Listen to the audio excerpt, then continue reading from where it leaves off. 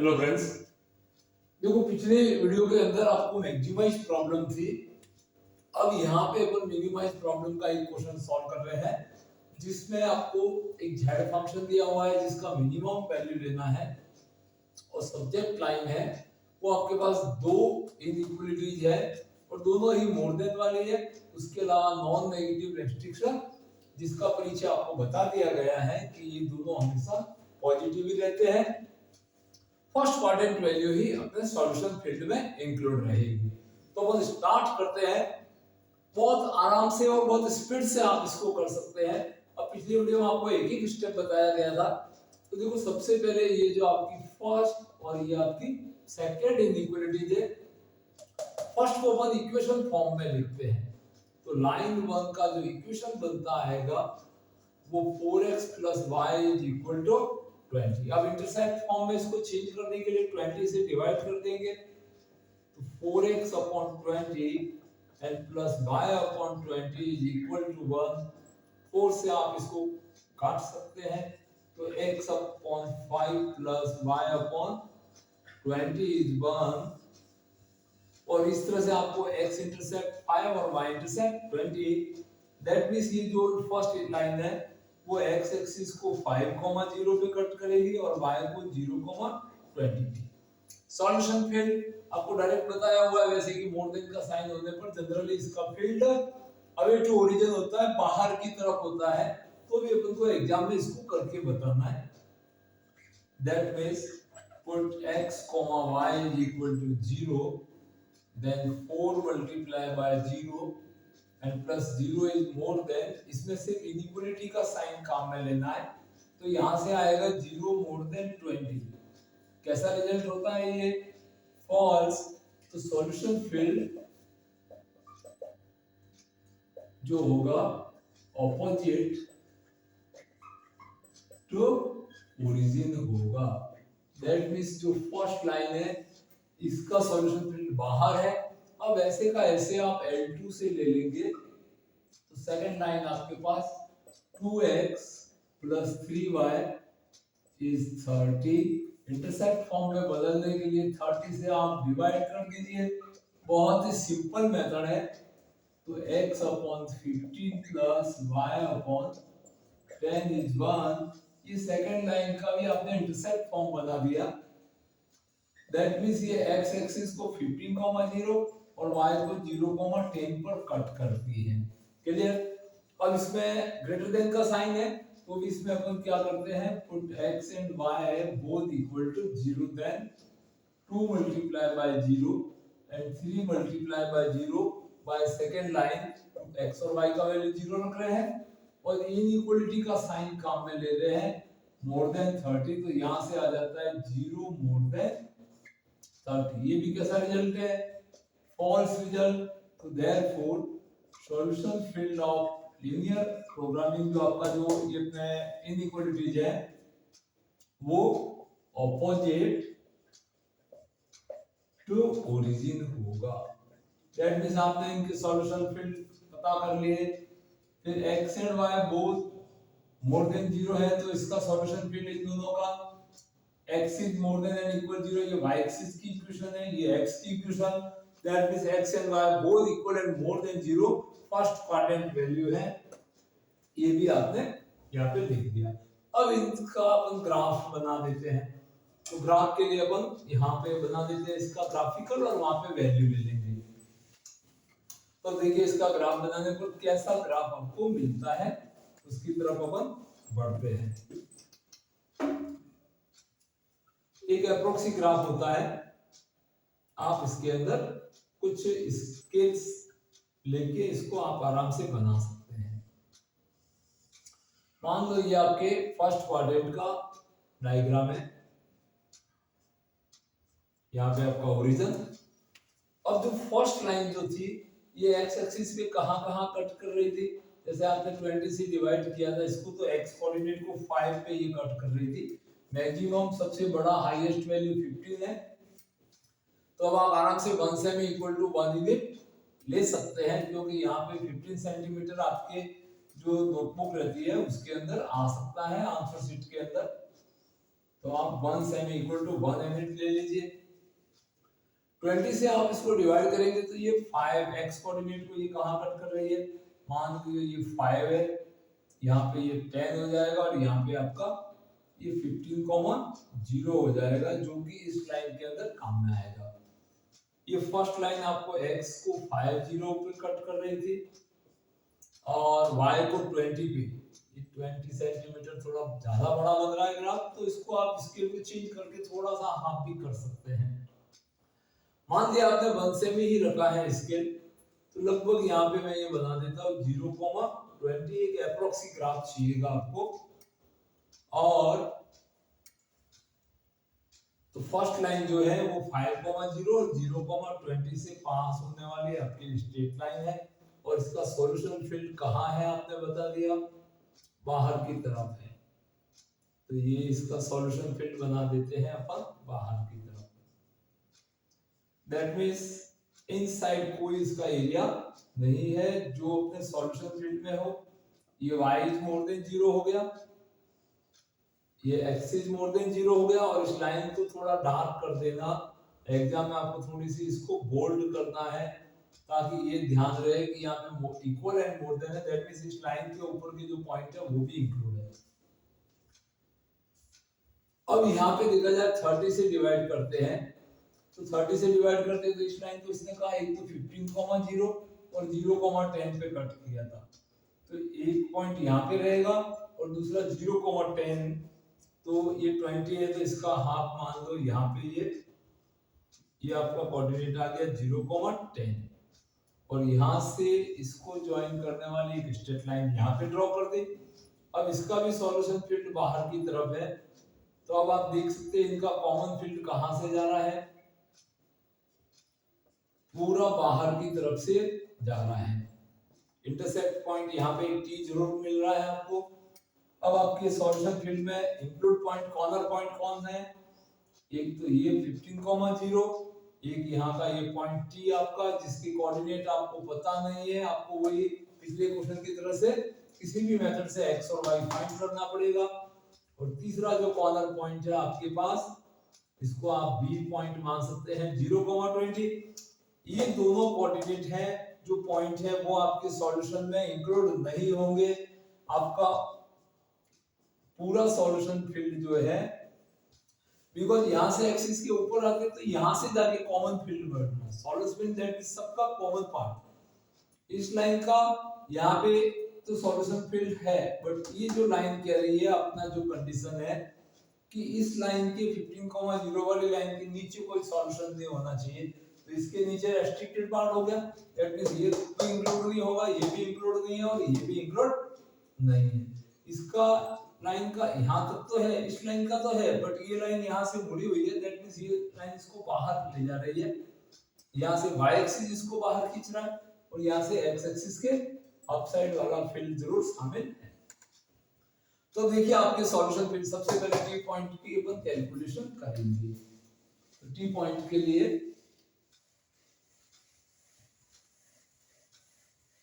तो यहाँ पे आप calculation of coordinate of point T, जिसको अपन ने x, y जो किया है, तो टी के कोऑर्डिनेट निकालने के लिए क्या कर सकते हैं, या तो फर्स्ट इक्वेशन को 3 से मल्टीप्लाई करा दो तो y कोएफिशिएंट 1 होगा, या सेकंड को 2 से मल्टीप्लाई करा दो। तो सेकंड को 2 से मल्टीप्लाई करके लिखते हैं, तो देखो 2 इनटू इसको, इस इक्वेशन को मैं इसकी इक्वेशन फॉर्म को 2 से मल्टीप्लाई कराऊंगा तो यहाँ पे आ जाएगा 4x प्लस 2 से ये 3 मल्टीप्लाई होगा तो 6y, और 2 से ये मल्टीप्लाई होगा तो 60 आ जाएगा, और इसको ऐसे लिखते हैं, फिर सब्ट्रैक्ट कर देंगे इस 20 और अब कर देते हैं यहाँ पे आके इन दोनों को less, that means negative negative cut, यहाँ पे आ जाएगा 5y is 40 and y is equal to 8 आपके पास में मिल जाएगा। और y का वैल्यू 8 यहाँ पे सपोज फर्स्ट में रखते हो आप, 14 टू फर्स्ट, y 8 रखेंगे तो ये राइट में जाके 12 बचेगा, then x is equal to 12 upon 4 is 3। That means आपका जो t कोऑर्डिनेट था वो 3,8 आपको मिल जाता है। इस पॉइंट के कोऑर्डिनेट आ गए 3,8। अब आपको इसका मैक्सिमाइज या मिनिमम पॉइंट कौन कौन से पॉइंटों पर देखना है, एक तो 15,0, 3,8 और 0,20 पर इसकी मिनिमम वैल्यू अपन को जाननी है, तो अपन यहाँ पे एक टेबल बना देंगे। लास्ट पोर्शन है। अब देखो मिनिमाइज प्रॉब्लम में आपको लास्ट में एक स्टेप और लेना है। जैसे मैक्सिमाइज प्रॉब्लम में बाउंडेड करवाया था तो उससे में कुछ भी नहीं करना है। मिनिमाइज प्रॉब्लम में भी बाउंडेड करवाता है तो जैसा मैक्सिमाइज प्रॉब्लम है वैसे कर मिनिमाइज, पर अनबाउंडेड कर्व आ जाता है तो उसमें थोड़ा ध्यान रखना है। आपको इस वीडियो को पूरा देखना है। z is equal to 18x plus 10y, यहाँ पे आप लिख सकते हैं वैल्यू, और यहाँ पे आपके पास पॉइंट्स, कौन से पॉइंट्स आपके सॉल्यूशन फील्ड में है। 15,0, फिर सेकंड कौन सा है 3,8, और थर्ड पॉइंट यहाँ पे है 0,20। अब पहले 15,0 को रखते हैं, तो z is equal to 18 multiply by 15 and plus 10 multiply by 0 is equal to, तो यहाँ पे तो 0 आ जाएगा,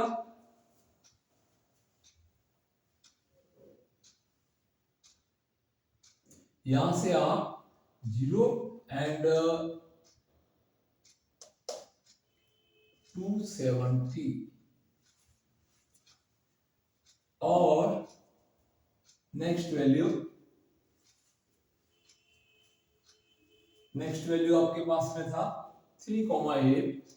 3,8 पे z is 18 multiply bye 3 and 10 multiply bye 8 is 54 plus 80 is equal to 4 and 30, और last value 0,20, that means 18 multiplied by 0 and 10,20 is here 200। अब यहाँ पर आपको तीन वैल्यू मिले हैं,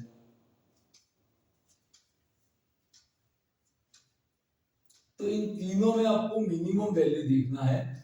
देखिए मिनिमम वैल्यू कौन सा है आपके पास 134, तो z minimum is equal to 134 at कौन से पॉइंट पे आया है आपके पास x equal to 3 and y equal to 8। That means यहाँ पे इस पॉइंट पे आपको इसका मिनिमम वैल्यू 3,8 पे मिला है, बराबर है। अब इस पॉइंट को जब अनबाउंडेड होता है तो इस पॉइंट को वेरीफाई करना होता है, तो उसके लिए देखिए आपका मिनिमम वैल्यू कितना है 134 है। एक और नई लाइन बनानी है, दैट मींस जो ये z के वैल्यूज थे आपके पास, देखिए यहाँ पे z इक्वल टू क्या था गिवन आपको 18x प्लस 10y, और इसके यहाँ पे आपको 134 जो आपका आंसर आया है उसको लिखना है, और इसकी एक एस्टिमेटिंग लाइन बनानी है। क्लियर है? तो देखो इसको 130, इसको भी इंटरसेप्ट फॉर्म में बदलते हैं, तो यहाँ पे 134, यहाँ पे भी 134 और यहाँ पे भी 134, तो यहाँ पे कितना आ जाएगा 1। अब इसको सिंप्लीफाई करके इसका भी डायग्राम देना है आपको। इस लाइन का एक तरह से डायग्राम जो है वो ये जो तीनों कॉर्नर पॉइंट आए हैं, इन तीनों में से जिस पॉइंट से पास, मतलब 3,8 से तो पास होना ही चाहिए, क्योंकि इस पॉइंट पे आपका मिनिमम वैल्यू आया है, तो ये इस पॉइंट से आपका जो वैल्यू है वो पास होना चाहिए। अब इस इक्वेशन की इसकी अगर आप वो इक्वेशन आपने डायग्राम बनाने का बोला जाए तो 3,8 से ये जाएगा या नहीं जाएगा, इसको आपको वेरीफाई करना होता है। तो देखिए अपन इसको स्टार्ट करते हैं। अगर इसको अपन